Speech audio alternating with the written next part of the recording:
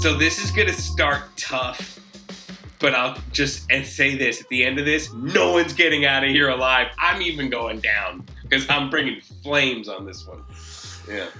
All right, welcome to episode 3 of Eat This, Drink That with food connoisseur, food adventurer, chef Ali Khan, and of course, wine and beverage specialist Steve Greer. And I'm Ryan Crosby, and let's get right to it. Ali, what's your Eat This for episode 3? All right, this is just, look, this is literally sitting in my fridge right now.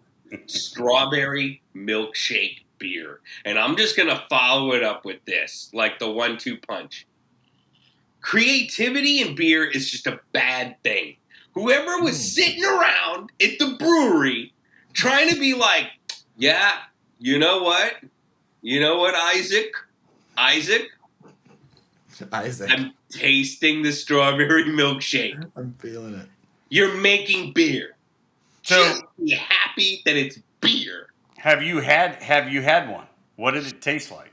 So I haven't had it yet because it's clearly the grossest thing in my fridge. You know what I mean? Clearly the grossest thing in my fridge.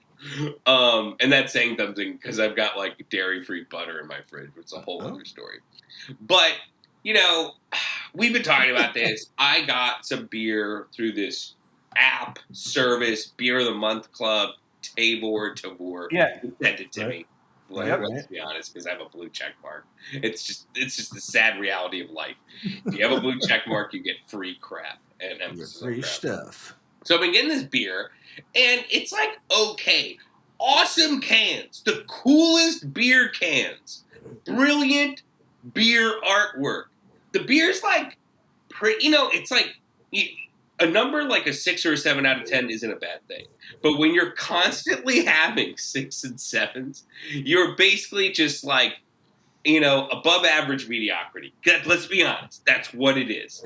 5 is, mediocre sounds horrible, but it's the middle. And a lot of middle is mediocre. Okay. And I've had a lot of these beers. I think I had one last night that was kind of on the sweeter end of this, and I see where these people are going, and I literally want to go to the brewery when they're sitting around their vats, tasting, like that dumb Sam Adams commercial, and just be like, stop this now. And I'll just go even farther and just say it. And I think I am speaking for a mass of people that just want a beer, and is happy with lager. There should be no creativity in the brewery. Just stop it. Yeah, I know. It sounds like, oh, that's so sad. Like, without creativity, we wouldn't have a boy in a bicycle in the sky with an alien in the basket. But let E.T. be E.T. and let the beer be beer. That's it. Okay. I like this. What, so we talked about this, I think, 2 episodes ago. Last year, during the pandemic, apparently 700 breweries opened up in the U.S. Craft. 700. So we are at nearly 9,000 breweries. 8,764, I think it was. That's a lot of breweries. And everybody, like we talked about the arms race with hops. Yeah. Double IPAs, triple IPAs. Without creativity, those beers don't exist, I don't think. People would have probably been okay with just a pale ale, SNPA, Sierra Nevada Pale Ale, everybody replicate it, and we're going to all be homogenous. There's a point where you have to say, yes, they sometimes push the envelope too far. You're not going to drink a strawberry milkshake beer.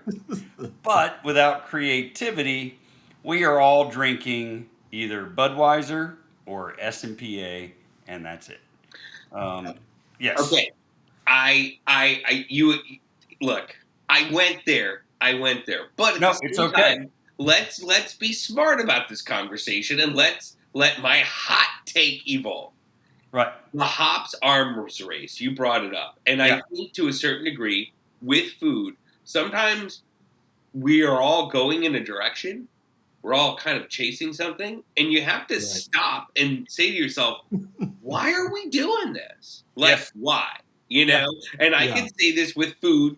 In 2000 to 2005, 6, 7, you had the height-ish if you will, of like, they called it molecular gastronomy, but basically high-end dining, tasting menus, big tickets, where it was like, I drank steak. You know what I mean? Yeah. I used a knife to eat cereal milk. You know, just weirdness, like, you know, all this stuff.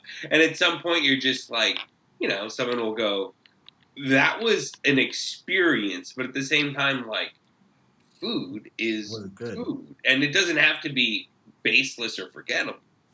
Let's just be honest. Roast now, chicken. what's your, so on that note, and I agree, molecular gastronomy goes to another level that most people don't even get to enjoy. Right. What is your favorite meal? It's probably not that gastronomy meal. It's probably something else and more innocent. You know, it's so hard to like kind of say yes, no, to your point, it is going to be quote comfort based. But at the same time, what I find, and I usually answer this question like my favorite meal is probably something I've yet to have because I'm always kind of evolving and changing my next. I like that. I will. I mean, because it's true. It's like I mean, I just think about it like you know some weird kind of like I don't know like HBO '90s sitcom if that's even a genre where it's like I chose my favorite food and I was stuck eating that food forever. I guess that's more Twilight Zone. You know what I mean? Like I don't want to be stuck with something. Like lately, like I had this. I made this Filipino dish, sisig, and I'm just enamored with soy sauce and a super hot chili and now brown sugar and using that soy and sugar have become my new elements for barbecue sauce essentially right I am with the chili in it is killer. So I stole that. I've been using, so I do a lot of Asian marinades for salmon and pork and vegetables, and so I started adding lime juice. I started adding more sugar. I took out the mirin out of the marinade, and I added honey. I'm not messing around with brown sugar because I find it annoying that I have to buy a brick of brown sugar. I use a tablespoon and it sits in my. I put it in the fridge. I try to make sure it stays usable, but it never stays usable. It always dries up. It always dries like out. those silica gel packs or something. But I did steal that, so I'm adding honey. I got rid of mirin because I just figured there was probably too much sugar in that, not enough control. And then the lime juice to the soy sauce is really good. It's insane. So like, you know, so I want to say like it's kind of weird, but and also it's because of meal kits and stuff. But I want to say my favorite food lately is going to be like something with noodles and a Southeast Asian flavor profile. And it's weird. Like, you know, I could have said like I love steak because I love grilling steak. Kind of getting honestly sick of it. Like I just am, you know, I've been eating a lot more like, it just sounds so douchey, but I've been eating more like farmer produce. Like I get the carrots that like, you're like, this will ruin my shirt. Like it bleeds like a beet. Yeah. And it's delicious. Like it's so cool. And you know, it's weird. It's like, it's one of those, I'm actually going to sabotage my second time. I only have steak once a month now. That's it. Yeah. I've cut it down all the way to once a month. Go ahead. I got tangents. We're about to go I know, but that's such a good one. But, you know, to your point, reeling it back, it is going to be like some Southeast Asian street food. You know, I'm freaking, you know, I will say, you know where I'm trading out I love to grill. So I'm trading out my steak for kebab. I've been into the kebab because you just get so much more flavor and then more of an excuse to eat the other things, you know. Right. But yeah. So I'll come back to the arms race because we can equate the arms race not just to beer. We can go into all different facets of wine. There's a lot of things we can discuss there. But you bring up a good point about, well, your favorite food being Asian. There was something that you brought up 2 episodes ago or an episodes ago about Indian restaurants and that you would rather cook at home and you Yes. didn't understand the point of the expense of eating at an Indian restaurant I think and it's the a ripoff. quality. I think it can be. It's not that I don't want to spend money where it's due. There are places Right. that are awesome, that are Not enough expensive, meat. that are worth it. But so many of them are just like, like buffet. It's Yeah. like I see your $12.99 hustle. Right. Yeah. So let's take buffets out of the equation Okay. completely. I thought more about that. You know what I like about going out to eat to Indian restaurants? I'm a huge Asian fan of any particular, Sure. Vietnamese and Thai and any noodle dishes. I like going to see the families that own those restaurants. Usually, those restaurants, and I hate the word ethnic restaurant, by the way. I hate it. It's a Yeah. terrible word. Yeah. They're family restaurants that just Right. happen to cook their family food. Right. I Right. enjoy going to those restaurants because I get to hang out and see whoever owns that restaurant. There's Yeah. always one that I become friends with, and they recognize me when I go in. We're not hanging out after I leave, but Yeah. it's regular enough to where we all say hello. The food is really good, and that's why I don't cook those meals at home. Yeah. On a side note, I went down the rabbit hole of trying to cook Asian noodles at home. Oh. It is extremely difficult. The base stock that you need for real flavor is so intricate. You should Yeah. start with bones, really, almost always, either fish, but you should start with bones. Right. I'm not going to do that at home. I'm not doing that. Yeah. I want to go to the restaurant. I want to say hello to the people that own it and their kid that's serving, and I'm going to eat a nice meal where they roasted. They started it from the very beginning. Right. Yeah. Right. Yeah, There's something absolutely true about, frankly, the restaurant experience beyond just like the fork to lips thing. It's totally true. I'm gonna give you the flip side of your exact experience Yes. at the Indian restaurant. When you're a me and you go into a restaurant like that, they'll look at you and they'll kind of give you the double take because they'll be like, like, I don't know him. Do we know him? And then they really kind of go. Then they kind of. It's like when the wolf sees the dog, and you're like me, but you're not me. But you're not. So that is the other experience I've had when I've gone to those Indian restaurants. But I will say this though: when I talk about these Indian restaurants, I am talking about, frankly, just an unsuccessful restaurant, like a place that's 70% empty. You know what I mean? Right. That literally is just there for takeout. That has the generic name. I guess what I'm really talking about is just like kind of like the mediocrity of a lot of just the general state of Indian restaurant affairs. Okay. But it is. Now, do you cook Asian noodles at home? Have you gone Yeah, down but I mean, that I'm rabbit not hole? doing ramen. I mean, I actually have done a ramen, which was a whole. Okay. But I mean, I kind of like eyeballed it. It's actually kind of funny. I have some pretty interesting experiments on my Instagram reels about all this stuff. One is where we just did it for the movie Minari.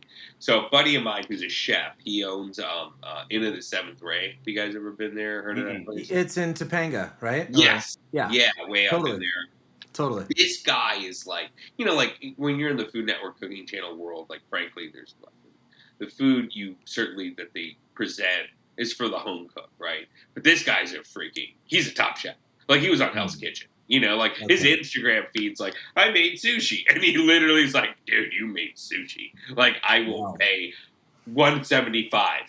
Okay, let's just call it $175. I'll get all that stuff. He made this dope dish. So Minari in the movie, it's about these Korean families, farmers, and Minari is an herb similar to cilantro.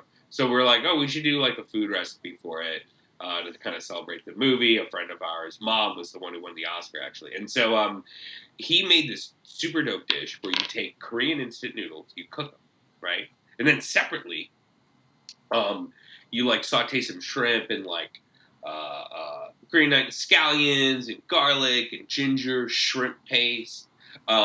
He added like 19 other things. I was at the Korean store and I'm like, I can't. I'm not playing this. Like it's gonna be fine. The shrimp paste is fine.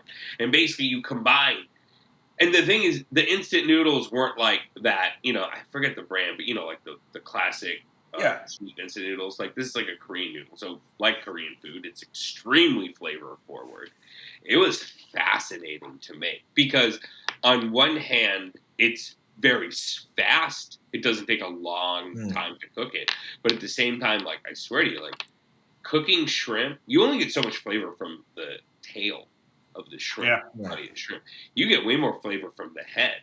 So if you use shrimp paste, oh man, it's like they deal with such umami. Like that's not. I mean, people like kind of go, "Oh man, I'm tasting the umami." It hits you like a bat when you're asleep. You know what I mean? By someone who just got out of jail. Like it's just insane. Like and not for nothing, and people will vilify it, but MSG, there's a lot of MSG in it. MSG works. It's tasty. It actually has less sodium than salt, but if you use a lot of anything, you use a lot of anything. I mean, have you seen that video on MSG on the internet? It's like a whole racist thing more than a health thing. So it was totally to target Asian restaurants more than it actually being unhealthy. Yeah, I didn't know this. There's a video on it. It's just like the war on drugs. It's like you call something a little different than what it really is, which is targeting groups of people. But check out the MSG story. It's really interesting. Yeah, it is wild that you start to like talk to chefs and stuff. I mean, then the bigger reality of it is this. I'll tell you, it's like going out to eat is you run the risk of being. It's an unhealthy business with exceptions, but the whole game is about getting you to eat there again and again and again, and make you go like, I just don't do it. But like, if you deep fry food, you're doing restaurant stuff. Right. If you're sautéing vegetables in copious amounts of butter. I was going to say butter. Yeah. It's delicious. I mean, it's like, man, these vegetables taste amazing. Because you're not treating it like a Weight Watchers side. That's what they do, I was thinking about this the other day, too, because I've been on a health kick. And Ryan, you were saying how, you're mostly pescatarian. That was in my head, and I'm kind of trying to, especially lately, just kind of embracing, like, I always forget, I'm trying to do salmon once a week because it's delicious. There's no reason not to. That should just be the staple. I mean, chicken's very useful, but it's basically a blank canvas. It's bland, right? Sure, right. Good. So, I've just kind of, that's been in my head more. And then the other day, I think we were having salmon, and I had it with these kind of heavier sides because they were sitting there, and like I was having it with horseradish, mashed potatoes, and cream spinach, and it was wonderful. Like, I mean, it's funny, like how you kind of go, oh, let's have salmon, with a side of shame. You know what I mean? Right. It's like you kind of go one way or the other, right? It's like, heck yeah, let's go to In-N-Out, or it's like, just work out and like eat a salad and like cry. And have a good cry. There's also the whole thing of the shame and the guilt associated with fish on the whole. Farm raised, wild, line caught, color added. There's so many previously frozen. Oh. So you go and you're like, I feel guilty even looking. Yeah, right. I don't know if any of what I'm about to do is good for anybody, especially the ocean. Right. I know, right? There's a lot of anxiety around buying fish, right? Yes. I have to say, I've never, ever shopped at a Sprouts market before, ever. Really? There really weren't that many in Los Angeles. Burbank. But I have one down the street from my house. Yeah. And I, too, am trying to eat less steak and more fish. And I discovered at Sprouts they have wild, line-caught, I don't know where the salmon comes from, but Scottish salmon. Yeah, I think that's, I used to get that a lot. Scottish salmon's good. It's previously frozen, so somebody's going to yell at me for that. But It's really tasty, and there's no color added. It's wild. Yeah. It's line caught. For a long time, I followed that Monterey Bay Aquarium guide. Oh yeah. That basically told you what you were and weren't allowed to eat from the Right. ocean.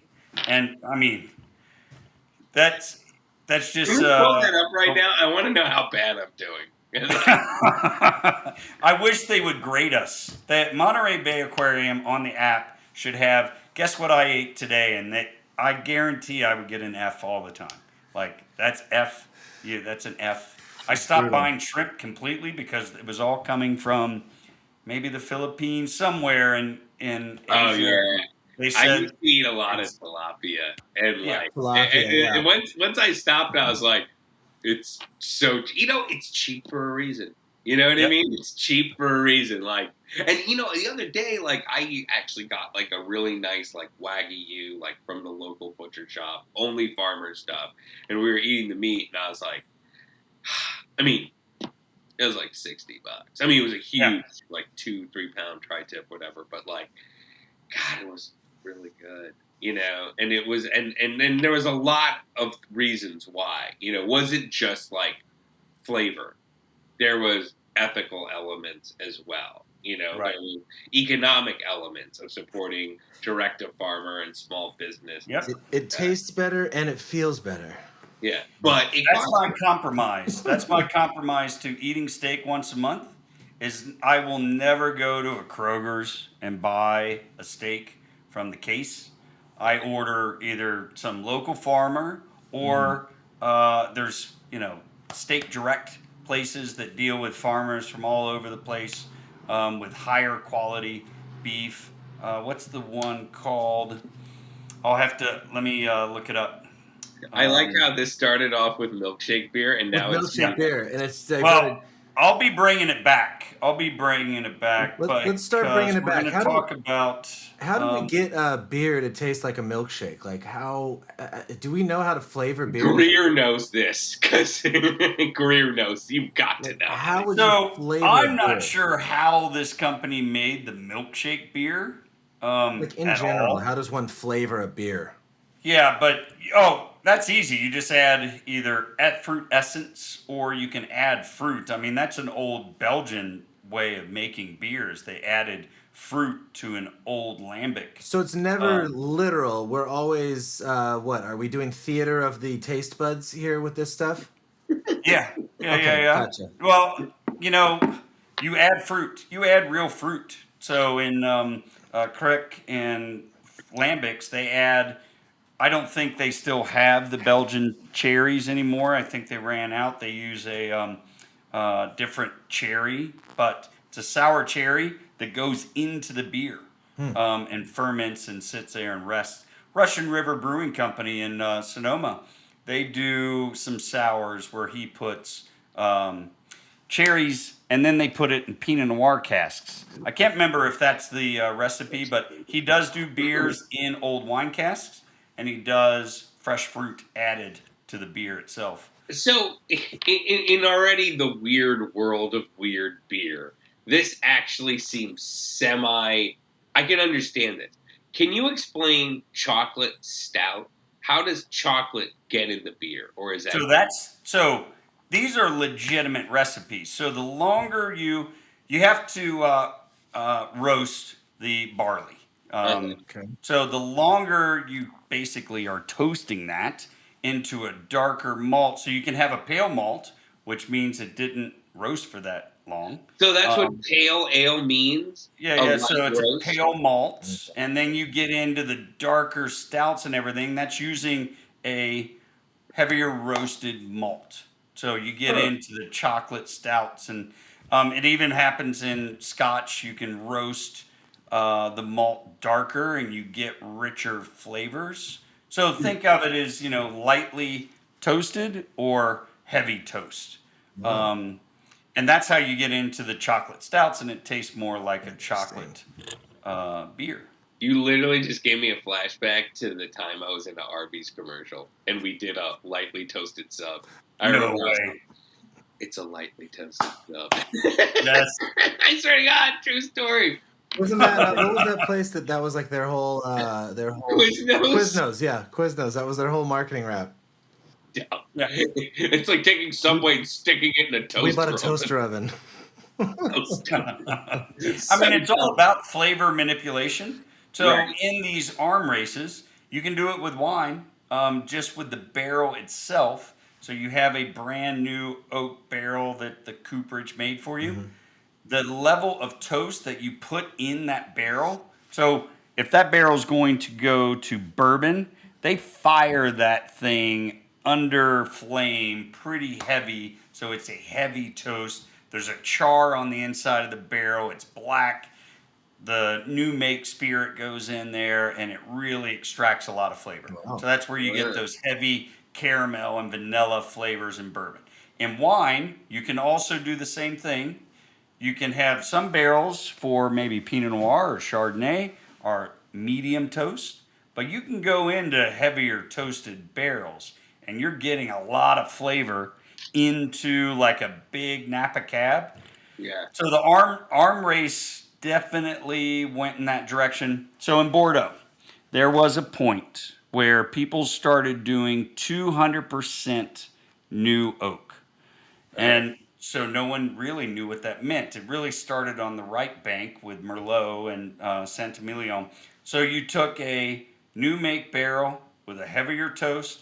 You did your barrel fermentation in a brand new barrel. Uh-huh. And so that went through its fermentation. It went through mallow. It sat in the barrel for a while. You took that out because that brand new barrel wasn't enough. That you have to add a second brand new barrel just for aging. So they would ferment an ml in the barrel, take it out and put it into another brand new toasted barrel and age it for 2 years. And the amount of flavor and tannins, I mean, it just completely masked over the Merlot grape. You just tasted oak. That's what I'll tell you. That is what I absolutely adore about wine. Is when the wine, a grape is so transformed from a grape into all those things that you just talked about. Okay. That is what I when I really think about like how much when I really enjoy a thing of wine, I really am just like, God, the transformation is complete. And Yeah. this is starting to segue into my other topic. But yeah, I'll just tease it. I'll tiptoe it. Like, I like it when you go, yep, I taste it. I get it right away. I get it right away. It's obvious. There was another way they started I won't call it the arms race. It's not the same as, well, I guess you can because it really was about getting the highest points from the wine reviewers. Right. So that was technically an arms Race. race. Not quite like the whole double IPA thing. But in Australia, in the early 2000s, Australia blew up.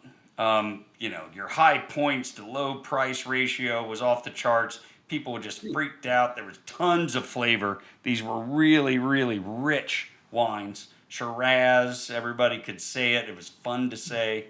But some wineries went to another level because you still have to try to bring in higher consumers. So you start elevating the price point. There was a winery called Molly Duker, and the story went that they were doing everything in the vineyard, meaning they were desiccating the grapes on the vine. I never went to this winery, so I don't know if a lot of these stories are true, but when you taste the wines, they were so rich, they were port-like, how rich they were, sweet and high alcohol. So if you leave, there's a point on the vine when the grapes are growing, they're ready for harvest, and you leave them on the vine, the acid starts going down and they start raisining on the vine. So you're not going to have as much juice. You keep the yields high, but the flavors that are coming out of those raisined grapes is super intense. There was another thing that they would do. They would absolutely starve the vines of water. So nearing the point of harvest, they were starting to desiccate a little bit. This is like torture. I feel like they're like just doing Frankenstein stuff. Yes. Turn it into a raisin grape. And then they Guys would have water. flood. What is They would they would flood the vineyard, and they would soak up all the water, and then the grapes would just retain interesting. a little bit moisture, and then they would desiccate again, and they would harvest. And these were intense, high point wines, high alcohol wines, sold for $75, $100 a bottle. As soon as they came into a store, they were gone. Like people would just run in. You got it? You have the Molly Dukers? I need them. Oh my And God. I'm buying them all. Yeah. That was the arms race. It's like buying There good is weed an in the arms 90s. race. And that was Gone, bro. early Gone. I'm out. early 2010. Early 2010. There is an arms race going on now with natural wine. And I enjoy natural wine. The premise behind natural wine, and natural wine's been around a long time. They just have a new marketing term so they can all have an umbrella called natural wine, meaning no intervention whatsoever. So there's no intervention in the vineyard. It's all farmed organically and biodynamically. There were some guys in Beaujolais that were doing it for decades, way before this whole thing. But native yeast, wild yeast, long ferments, you barely do anything in the winery. You actually have to be super clean and super hygienic to do it, but there's little offshoots of this. Orange wine is one of those offshoots. Oh, here we go. Here we go. You know, for so Orange long, wine. I literally was like, I think I buttoned up the episode. Beer nerds bad, wine nerds good. Until you literally kicked it into orange wine. Orange wine. And by the way, when he said hygienic, in my mind, I flashed to somebody being like, "Is it ready?" Like, Right. somehow sticking his nose, like, "You're fired. Get out." I mean, I was picturing someone pouring milkshakes into the Sam Adams vats, you know? So, we got a lot of visuals today. I'm looking up how they make this milkshake beer. I'm guessing it's just a marketing term. I don't think they're really making a strawberry milkshake beer. But we'll get back to that at a different episode. But the idea behind orange wine is you take white grapes and you ferment them on the skins. You can put them in different pots, ceramic pots, different vessels, eggs. Bury them under the ground. A lot of it came from Georgian wine where they used cueves, and everything would go in the ground in these pots, and they would basically just let it sit there, do all its fermentation and age on the skins, and then you extract. But orange wine, they now have taken to another level. When you're drinking this, and there is no fruit, it's astringent on your palate. And it tastes desiccated. It tastes dead. Now, I'm cool with fun, geeky wines. But there's a point when everybody is making an orange wine now. It's the same way with sour beers. Goes was a big category, which, they add salt to it, and sours themselves. So you would try to be the most sour beer on the market to a point where it tasted nothing but sour and it wasn't pleasant. Right. The same thing with orange wine. It's not pleasant at all. It's not refreshing to drink. It's not enjoyable to drink. What's the purpose of it? Was it like leftover? What is the purpose? I mean, like, was it leftover stuff? A lot of stuff is like you have leftover goods from something, and so you make a new product out of it or something. I don't know, like. What? No, I think initially there was the fun. Winemakers realized that you could age white wines on the skins, get a little more color, a little more flavor, but they still didn't go past a point. You still left it to where you would want to drink it. Newer winemakers, newer wineries that are jumping on the bandwagon, just like guys jumping on the beer bandwagon, try to take it to another level, and they pass a point where it is no longer good.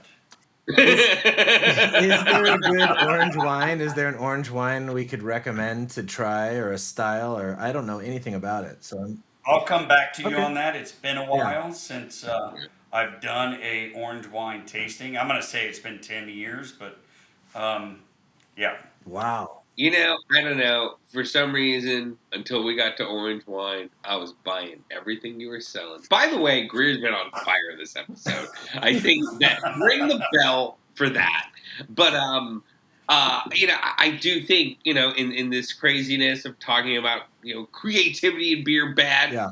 that hot take, it works in wine. Beer, I don't know. I just don't know. Like even as much as I enjoy, like when I go to Dodger Stadium and you could get like Golden Road beer, Mm-hmm. I was like, yeah, I'll pay $10. This is a good beer. Yeah. You know what I Mhm. mean? Like rather than pay $10 for a hot MGD, it's like, oh, it's a super good beer. Here's $16 every like 20 minutes. Right. I don't know. Like that's it. There's to your point. Like I feel like there's a limit to beer, and I think it comes a lot sooner than it comes with wine. Yes. And No, I agree. wine I is agree. fun, man. Wine is that's where you can get all super crazy. I will say though, what was fascinating about this was when you're talking about Australian wine. What really struck me is the fact that and this is weird because it's like business on this week in the wine marketplace. I'm gonna button up my shirt. The fact that there are people out there that are like, I heard Australian wine's good. Where's the expensive stuff? Like they're just like not interested. And look, I used to like chug that Penfolds. You know what I mean? That stuff was like $25. It was solid. You could party with that wine, and I did, right? But it is interesting how there are just the people that are like, give me the 60. Like I have my minimum is $70 or whatever. Right. Because from my end, when I look at certain wines, when I would like go up to Northern Cal and be like, "Ooh, good wine," and you go to these places and you're like, $70, and it's like normal. And then you go to the grocery store and you're like, "Dude, I don't know about this." You know what I mean? And then some of these winemakers, they start at $100. They start at $100 a bottle, Right. and then they shoot way up, and they just I don't know. It's crazy. So, I think the biggest difference, by the way, that steak place that I've been buying my steaks from, they're not cheap. But if I'm only doing steak once a month, I'm getting a really nice steak. It's called Yeah. Holy Grail. It's an old wine guy that started it. I think his name is Cameron Hughes. But they get I've steaks heard of that. steaks from all over the world, and a lot of Wagyu beef, a lot of Japanese Wagyu. In fact, an email came through a couple days ago. One of the I might have been 2 or 3 ribeyes in the deal. They're not cheap. They were $180. Whoa. But Well, I was gonna say Greer. Like, if I was eating freaking A5 Wagyu, I think like once every 3 months could cover Sure. my I mean, beef. yeah, you're gonna spend yes, that at the yes, restaurant easily. So why not do it at home? yeah. Yeah. But back to that your idea that you just said that wine is a little more infinite in its scope than beer. And I think that's very true because beer is barley, yeast, hops. That's Ooh, it. 3 ingredients. It doesn't matter if you're making beer in Germany or you're making beer in Australia. Now the recipes, the regional styles, all those things kind of play into it. But at this point, all brewers, all craft guys in the United States know all the beer recipes from all over the world, and they can create whatever style they want. Well, But what wine, you just told me, and call it in 2021. There should, according to Steve Greer, beverage expert, right? There should be no more new beer making. We've We're done. officially hit the Cap it ceiling, off. and I think we're gonna send a message to every brewery in America: stop making new shit. It's over. Cool. Let's wrap. no more strawberry milkshake beer. Let's wrap it up for episode 3 today, you guys. We'll Okay, explore. so one final Yes, let's point. go. With wine, you have different varieties. So you could have a varietal that's really only grown in some tiny little area of Italy in the Alps. Or you could have the same variety that's grown all around the world, but that little microclimate and that soil and that sunshine of that little area is so different that it will taste completely separate from the same grape grown in a different region around the world. That's why wine doesn't really have the ceiling in your mind of flavors, because You could spend your whole life going down rabbit holes of varietals and regions and not taste everything. Yeah. So basically, what this comes down to is, Isaac, it doesn't matter how long your beard is, the beer's not going to change. It's going to taste the same, no matter how long you grow that thing. Isaac. Yeah, shots fired at the beer industry. We're still willing to sponsor anything. Yeah. Hey, and I love beer, and I drink a lot of beer. Drink a lot last night. I just started all. That's just my opinion. Cool. Let's wrap it up. We'll see each other episode 4. Thank you guys for the topics today. Eat This, Drink That, episode 3. We'll see you for episode 4. Awesome. Good chunk. I want to